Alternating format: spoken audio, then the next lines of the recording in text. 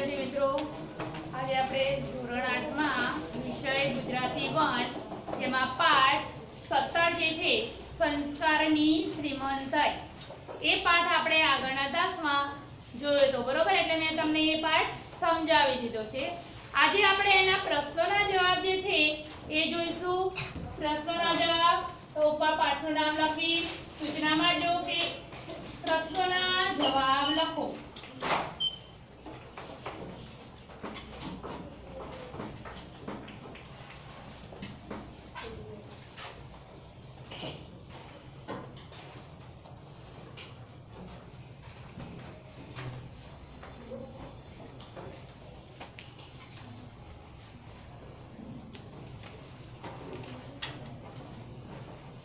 लखो प्रश्न नंबर 1।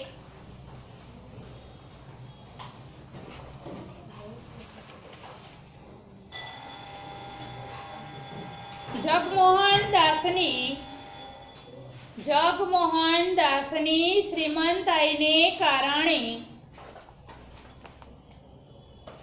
जगमोहन दासनी श्रीमंताईने कारणे एमना वर्तुळमां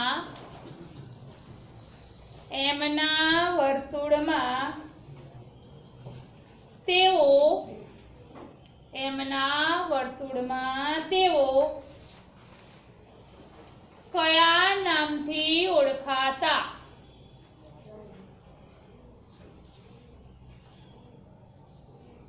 कया नामथी ओळखाता? लखो जवाब। जगमोहन दासनी श्रीमंताईने कारणे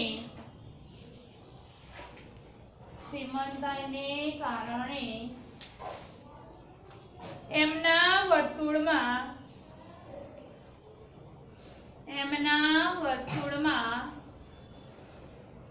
राजाना नामथी ओळखाता। राजाना नामथी ओळखाता।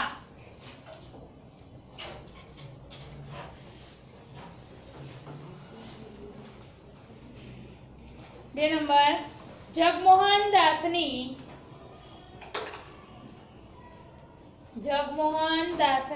पुत्री प्रीतिनी मित्रનું નામ શું છે?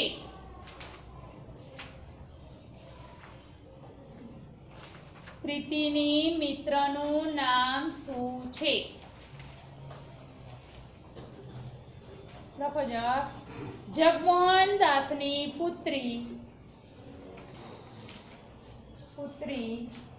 પ્રીતિની મિત્રનું નામ દર્શના છે।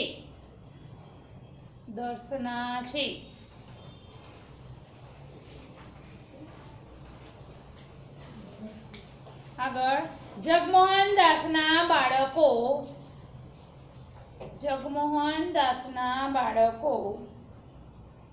કેવા પારણામાં ઝૂલ્યા હતા?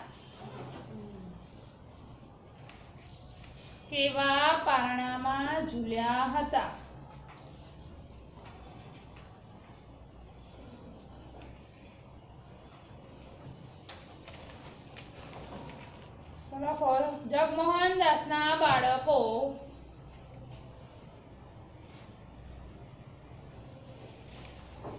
સોનાના પારણામાં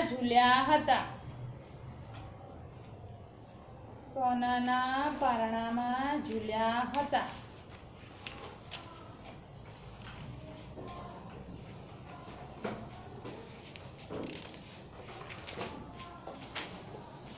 આગળ શ્રીમંતાઈ માણસના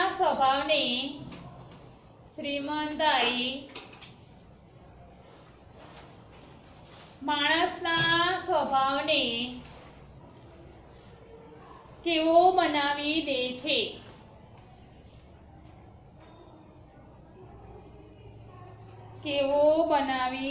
છે? લખો, શ્રીમંતાઈ માણસના સ્વભાવને શ્રીમંતાઈ માણસના સ્વભાવને અક્કડ બનાવી દે છે. અક્કડ બનાવી દે છે.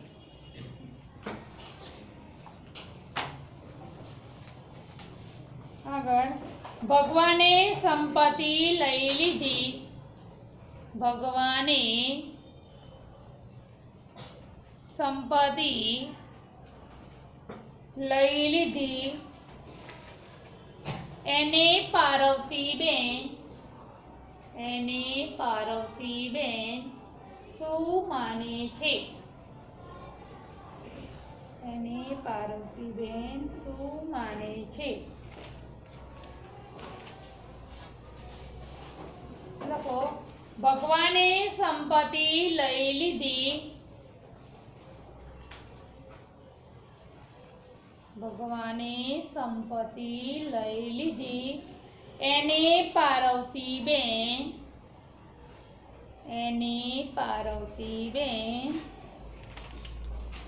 ભગવાનના આશીષ માને છે.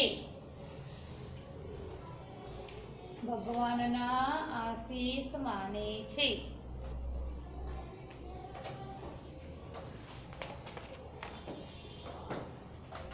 આગળ, દર્શનાના મતે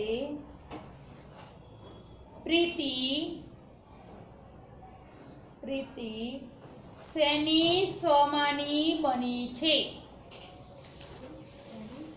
સ્વમાની. પ્રીતિ શેની સ્વમાની બની છે?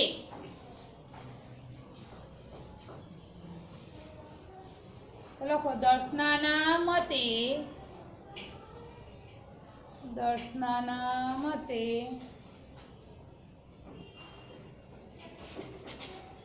પ્રીતિ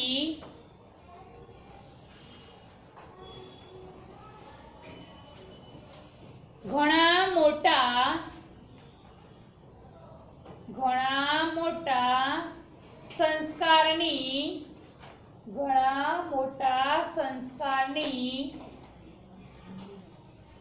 દર્શનાના મતે પ્રીતિ ઘણા મોટા સંસ્કારની સ્વમાની બની છે.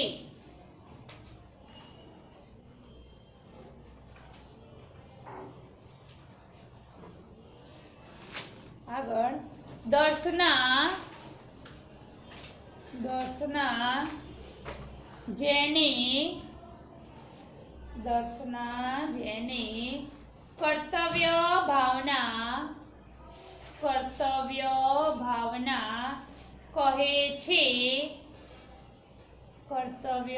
ભાવના કહે છે. એ પ્રીતિને મન શું છે? એ પ્રીતિને મન શું છે?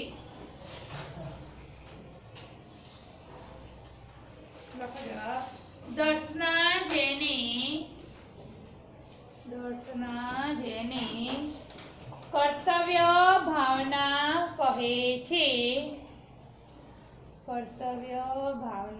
કહે છે. એ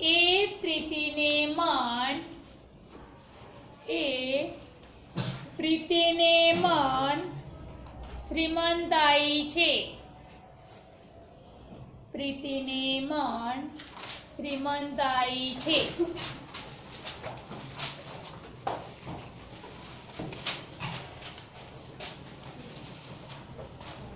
આગળ, પોતાને મળેલી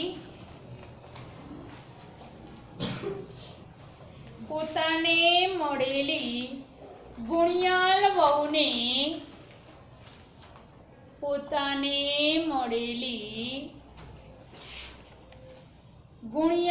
વહુને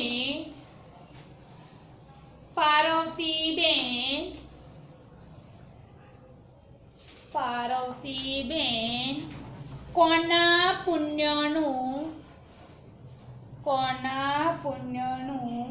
બળ ગણાવે છે?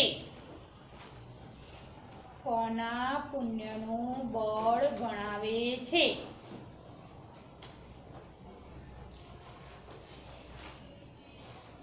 લખો જવાબ.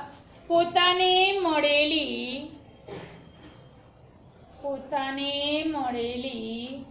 ગુણિયાલ વહુને પાર્વતી બહેન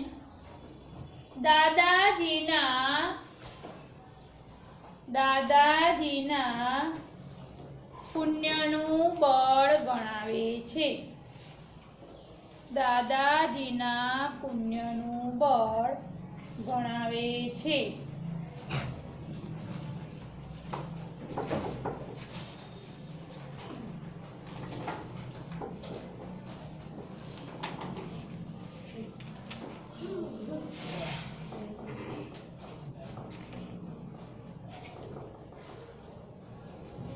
જગમોહન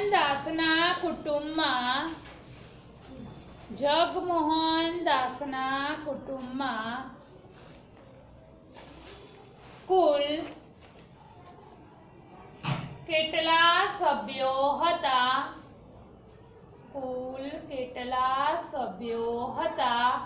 કયા કયા? કેટલા સભ્યો હતા? કયા કયા? લખો જવાબ. જગમોહન દાસના કુટુંબમાં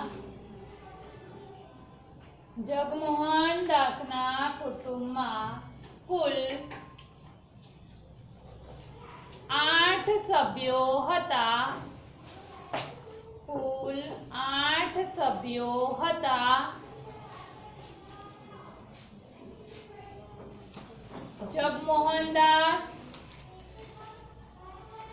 જગમોહનદાસ, તેમના પત્ની પાર્વતીબેન,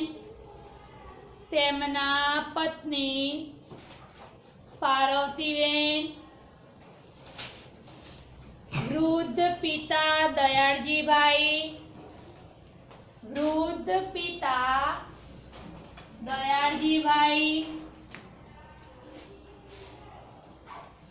26 વર્ષનો પુત્ર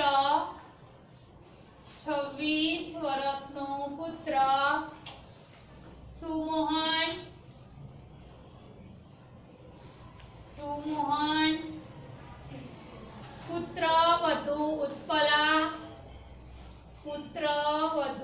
ઉત્પલા, તેમના બે બાળકો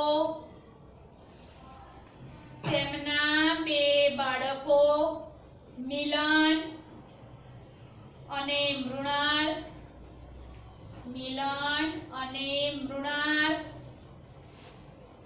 અને તેમની 16 વર્ષની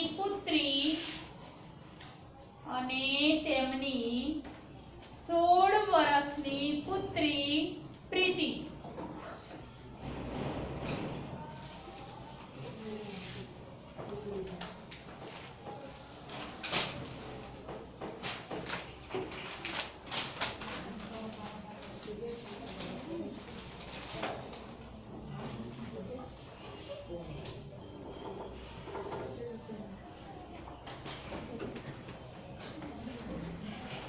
જગમોહનદાસ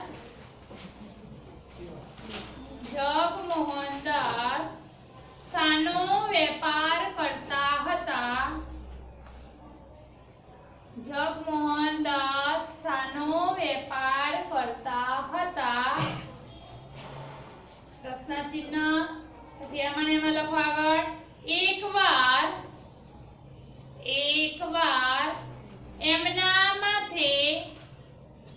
એકવાર એમના માથે કેવું સંકટ આવી પડ્યું?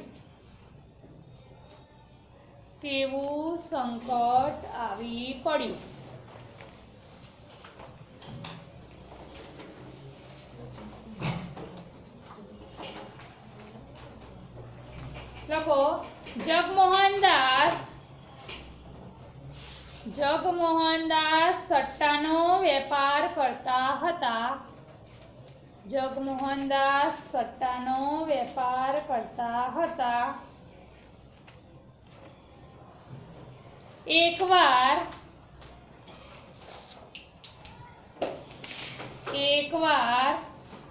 એમના માથે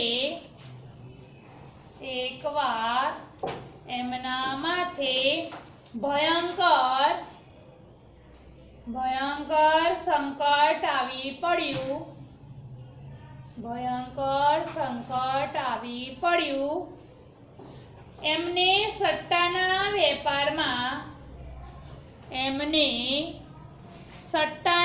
વેપારમાં ખૂબ મોટું નુકસાન થયું.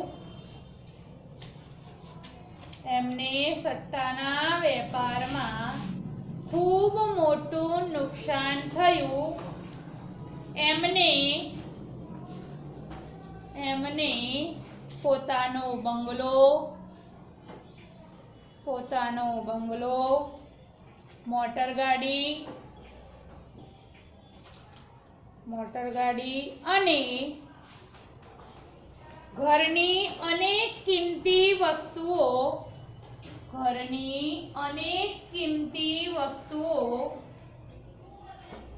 વેચી નાખવી પડી.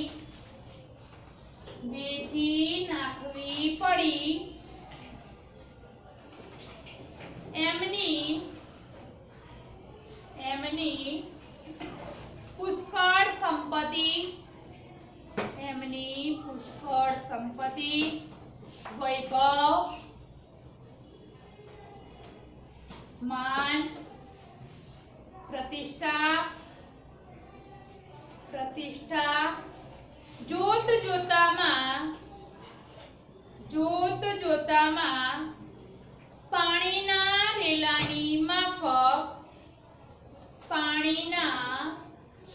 રેલાની માફક જીવનમાંથી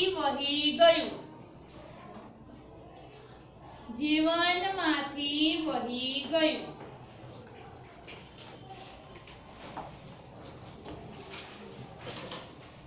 છેલ્લો પ્રશ્ન છે. લખો ઉત્પલા ભાભી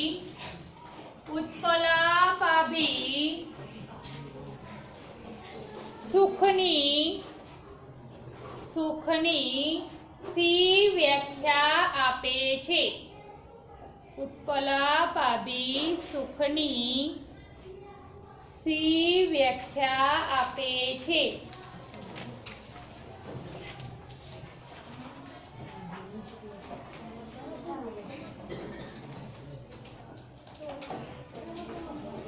લખો જવાબ.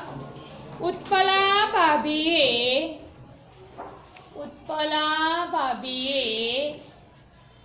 હસ્તે મુખે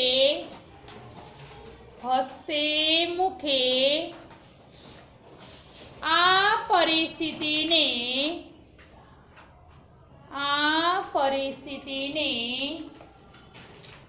સ્વીકારી લીધી છે.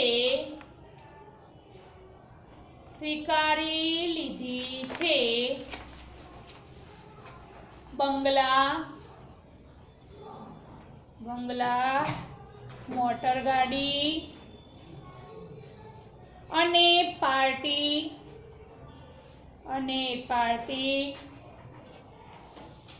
ક્લબ અને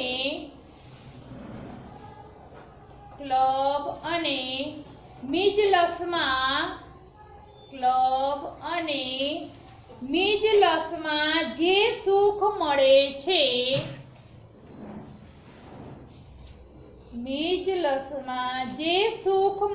છે એના કરતા તેને ઘરકામ કરવામાં અને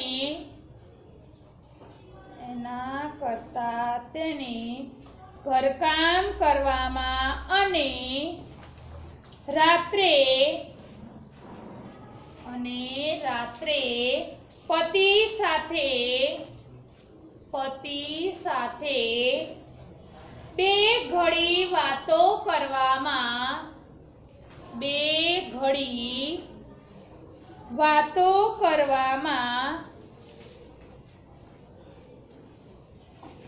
આનંદ મળે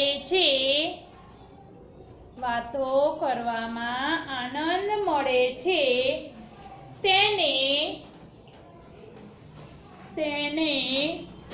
ઘરકામ કરવાની ફાવટ નથી, પણ તેનો એને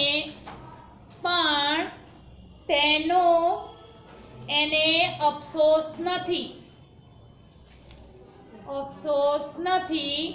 તે આશાવાદી છે.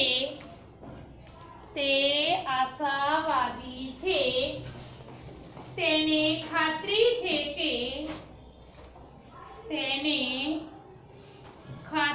છે કે તેને થોડા સમયમાં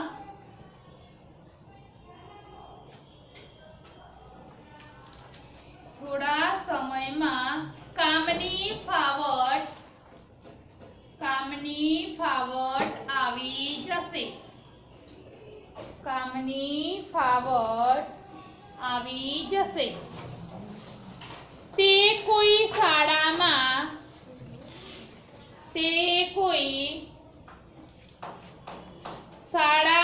કે ક્યાંક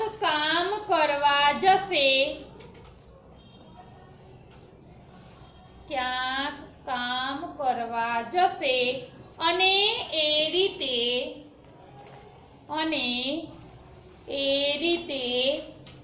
ઘર ખર્ચના બોજને હલકો કરવામાં મદદરૂપ થશે.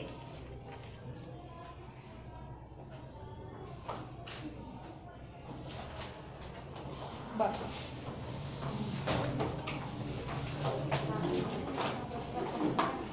હવે આગળ જે છે પ્રશ્ન એ તમને હું સમજાવી દઉં છું. એ લખાવવાનો તમને લખાવતી નથી, બરોબર, પણ પૂછાય તો તમે લખી શકો છો.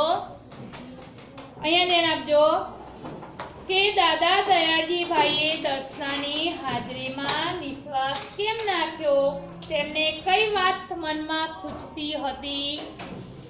તો દાદા દયાળજીભાઈએ દર્શનાની હાજરીમાં હળવો નિશ્વાસ નાખ્યો, કારણ કે સુખ સાહેબીમાં જેમણે કશું કામ નહોતું કર્યું એવા એમના કુટુંબના પાર્વતીબેન, પ્રીતિ અને ઉત્પલા જોશભર કામ કરવા લાગ્યા હતા.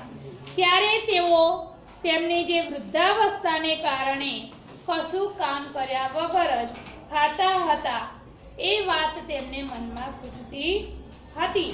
તેમણે આ ઉંમરે કોણ કામ આપે, આ વાતનું એમને દુઃખ રહ્યા કરતું હતું.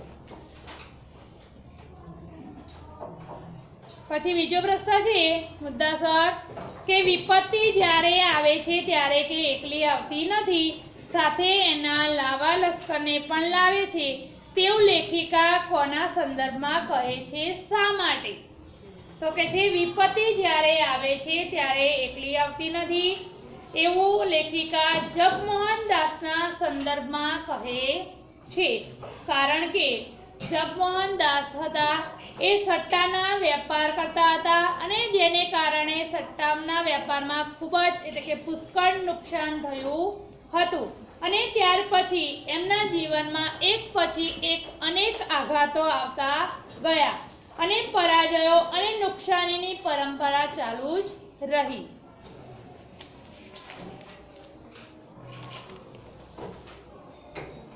ખાલી જગ્યા પૂછાય તો પણ તમે પ્રશ્નમાં પાઠમાંથી શોધીને લખી શકો છો. ખરા ખોટા ખાલી જગ્યા જે છે તે અહીંયા હું લખાવતી નથી, બરોબર. અહીંયા આપણો આ પાઠ જે છે એ પ્રશ્ન એક વાક્યવાળા જે હતા અને એક બે મુદ્દાસર હતા એ તમને લખાવી દીધા, બાકીના જે સમજાવવાના હતા એ સમજાવી દીધા. એટલે આપણો આ પાઠ અહીંયા પૂરો થઈ ગયો. હવે બાકીના તાસમાં આપણે આગળ નવો પાઠ જોઈશું.